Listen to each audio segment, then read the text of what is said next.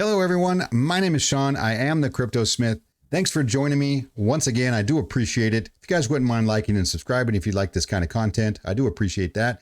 Helps my channel grow, and for that, I thank you. Today's video, we're going to do something a little bit different. This is based along the lines of the SEC versus Ripple case, which I do cover on this channel. Just giving you updates on what's going on, where the judge is at, the new rulings coming out. We're kind of in a lull.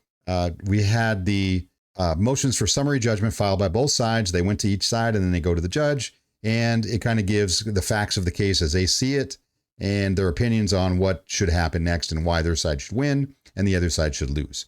It's going to be several months before we hear anything on that. So it's really going to be quiet, I believe, for a little bit here in this case. So what I wanted to go and discuss a little bit and let you guys think about and do some reading is our two Twitter threads from John Deaton, or his Twitter feed. He is the attorney that represents over 74,000 XRP holders as an amici status, basically in this case, which means friend of the court. So he gets to go at the judge's discretion and give opinions or answers or testimony of his, the people and the XRP holders that he represents. So he's kind of there. He's kind of adjacent to the case. He's not involved. He's not arguing the case alongside Ripple's attorneys. Nothing like that. So it's kind of an odd thing. I've never heard of it before. Before in this case, I'm not a lawyer. I don't know much about the law other than that a lot of things that the SEC has been doing doesn't look right. It looks unethical. Maybe laws were broken. I don't know. Not for me to decide. But I'm going to give my opinion here on what's on a little bit of this, and then give you the links to both of these threads in the description down below, so you can go read them and then tell me what you think. Do you think the SEC is doing something wrong or has done something wrong?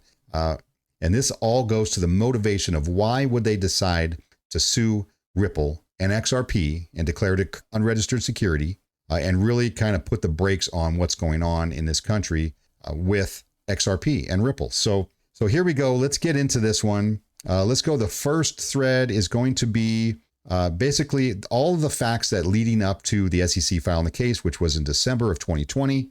These are the facts, and they are not in dispute. Now, these are all known facts. These are not opinions. These are not guesses. All of the research was done, and this stuff is verified. And you'll see there's a lot of it. I'm not going to go through all of it. I'm just going to pick out a couple of things here and there so that we can move on to the next one. I don't want to make this video really long. So March 23rd, 2017, Clayton, which is Jay Clayton, he's the current SEC chairman at that time. Clayton agrees to recuse himself from voting on any matter related to his law firms, Sullivan and Cromwell, Sullivan and Cromwell's clients. And Sullivan and Cromwell's clients are Ethereum-based companies, right? They're partners in an Ethereum-based company. And so they want to make sure that there's no conflict of interest, right? He can't vote on anything that may have something to do with something he's personally involved with, or his law firm that he's involved with is involved with, right? You get what I'm saying? And most of this is, and I'm just going to break it down for you. Bill Hinman, and when it says Hinman in here, is Bill Hinman. He was the director of corporate finance at the time, and he's big into this as well. He also is partners Simpson Thacher, and they are a member of the Ethereum Enterprise Alliance. Actually, it's the Enterprise Ethereum Alliance, and so he has conflicts all throughout this as well. So it says Hinman has a meeting with Lubin, Joseph Lubin, who is the co-founder of Ethereum, and Consensus, which is here's Consensus here. It's all things Ethereum, everything Ethereum's built on and basically promoting, Ethereum-based products. Joseph Lubin owns that company, or owns a portion of that company. So this is just kind of giving you the details, the backstory. Clayton meets with Andreessen Horowitz and instructs them to put together a group and write a memo. Perkins Coie, a member of the EEA, which is Enterprise Ethereum Alliance, leads this group of Ethereum investors. Now, this memo that they want to do is like a safe harbor, safe harbor memo, which they want to convince the SEC to give Ethereum a free pass, right? They just want to say, hey, just go out there and tell everybody that Ethereum is not a security. That way Ethereum has clarity and no other cryptocurrency has clarity. It's going to give them a head start in the market and kind of hold everybody back a little bit. So that's what that is about. The meeting is leaked, and this person here, who's an author writing a book, reports Ether investors seek a non-security designation from the SEC, right? So somebody found out and they're spilling the beans. In 2018, also in April, Gary Gensler, right, the current commissioner of the SEC, comments that Ripple and Ethereum and crypto need more regulatory clarity. Now, remember, if you don't know and you haven't seen it, Gary Gensler, back in 2018 and 2019, really all the way up until when he joined the SEC, had nothing but good things to say about Ripple and XRP. So, where did it change, right? The company didn't change. The use case didn't change. The token never changed. But his opinion on whether it's a security or not definitely changed. The SEC meets with Joseph Lubin and Consensus many, many times. Seems a little odd. Yeah, I mean, it doesn't look good. So let's scroll down because there's a lot to go through and I don't want this to take very long. Hinman's speech, which declares putting aside the fundraising of Ethereum's ICO, Ether is not a security. So here is where the famous Bill Hinman speech, right? And we hear about this a lot. If you're part of this, if you're part of my updates or you watch the lawsuit or follow the lawsuit at all, Bill Hinman gave a speech at a convention. He said, yeah, I know Ethereum had an ICO, which, makes it a security, but it's decentralized and we don't think it's a security anymore. So there's that, right? And then later on in the lawsuit, the SEC came out and said, well, he wasn't really representing the SEC. It was just his personal opinion. Nobody really helped him, with forming that opinion, and he didn't really get the agency's advice and all that kind of stuff. And then we find out, that's a lie. There's 64 or 68 different email chains from the SEC internally, go back and forth on giving him, information, and he's asking opinions and this kind of stuff. So the lawsuit's trying to get those emails released to Ripple so that we can see what was really going on. We think there's something very damning there, which is why the SEC is working very hard not to give up those emails. Lubin adds that Clayton indicated, right? So Jay Clayton, the commissioner of the SEC, right? So Lubin has got this guy in his pocket, indicated they wouldn't be grandfathering anybody in, and that securities laws issues are pretty close to resolve, right? We know this isn't true because even 4 years later, there are no securities laws for crypto. So he's just kind of bragging that he's got, the SEC in his pocket and it's going to give them clarity and nobody else. Lubin warns of a reckoning coming from the SEC for certain projects. I wonder which certain projects those might be. So here's a good one here, right? And these are quotes. So these are quotes from what he actually said. Lubin says, "We are big friends and fans of the SEC." He says the SEC has introduced a new construct called decentralization, right? Which literally has nothing to do with the law or securities laws. Into their thinking, and BTC and Ether aren't securities, but he states that they have not said the same about other tokens like XRP. And why would he say that? Right? Why would he say that? It makes no sense. And decentralization, this is just the SEC trying to make up new things and make up new words and laws that really have no basis in fact. There's nothing about decentralization in the legal framework for the SEC and unregistered securities. It's ridiculous. It's stupid. It's stupidity is what it is. Let's see. Lubin claims to know the SEC is not going to find any other tokens other than Bitcoin and Ethereum to be decentralized, dropping Hinman's name as a source of information.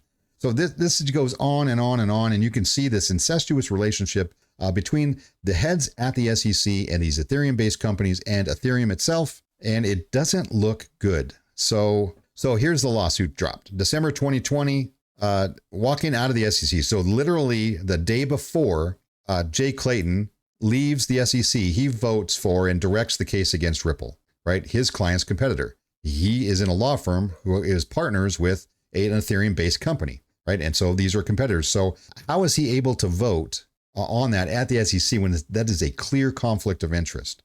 So he claims all XRP sales in the last 7.5 years constitute investment contracts with Ripple, including all secondary market sales with no connection to Ripple, right? Which is utterly stupidity. A lot of people, and I'm going to say most people who bought XRP back in the day have never even heard of Ripple. So I don't know how you can have an investment contract from a company you've never even heard of. At the SEC, Hinman collected $15 million from his law firm, a board member of EEA, right? We discussed this before, and now a partner at Andreessen's $2.2 billion crypto fund. So while he was at the SEC, while he was directing policy, he collected $15 million from his law firm that he was a partner in, that is also a partner in Enterprise Ethereum Alliance, right?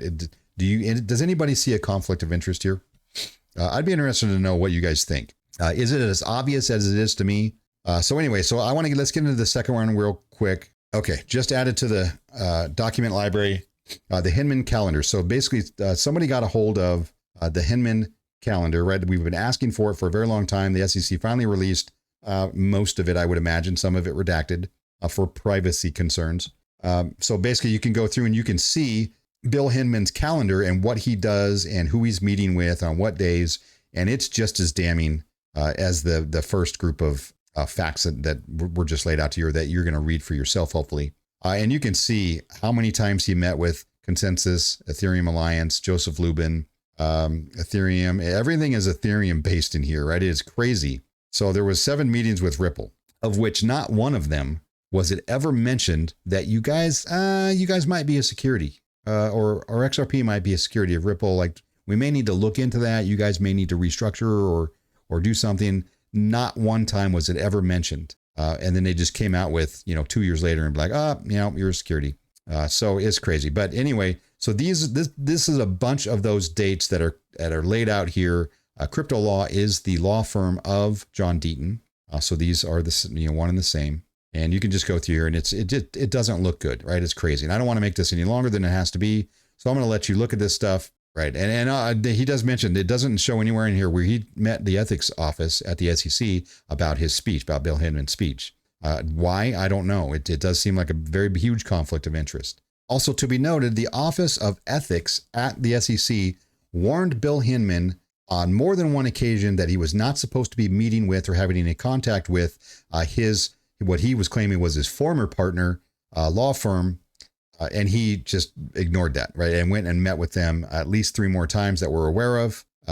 Obviously, just not a good dude at all. And I'm going to leave this link in the description below, and you can read all of these nice little morsels for yourself. And then let me know, what do you think? Right? Why did this lawsuit happen? Right? Did they pick the wrong target on this one? I think they really got it wrong. Ethereum was never going to outpace XRP as far as a world currency, or moving money around, or being part of the CBDC, coming in the coming years. So that's what we have. I showed you what Consensus was and gave you the snapshot. Right here it is. And if you want to see anytime, in the past, what the top cryptocurrencies were, you can go to this historical snapshot and check it out. Hopefully you guys got some information out of this, gave you something to think about, besides just the lawsuit itself on whether XRP is a security or it's not, or how the judge is going to, rule on this whole thing. Tomorrow night at around 6 o'clock my time, 8 o'clock Eastern time, I'm going to be on Alex's channel. It's a good friend of mine. Crypto for Starters is his channel. I'm going to leave the link also for this, and we're going to have a live stream, and we're going to be discussing XRP. Is it a sleeping giant? What's going on with it? What do we think is going to happen? Kind of a time frames. These are all just opinions. Obviously, we don't know anything any more than anybody else does. But it should be a fun discussion. And if you guys want to come along and join in the discussion, we would love to have you. Alex is a great guy. He's very knowledgeable in the cryptocurrency world. He does deal with his own projects that he prefers. Paratoken is one of them. So go check out his contact, give him a subscribe and a like, and hopefully we'll see you guys tomorrow night on this live stream, and we can discuss XRP a little bit more. All right. And that's going to be it for me. So I will see you guys on the next one.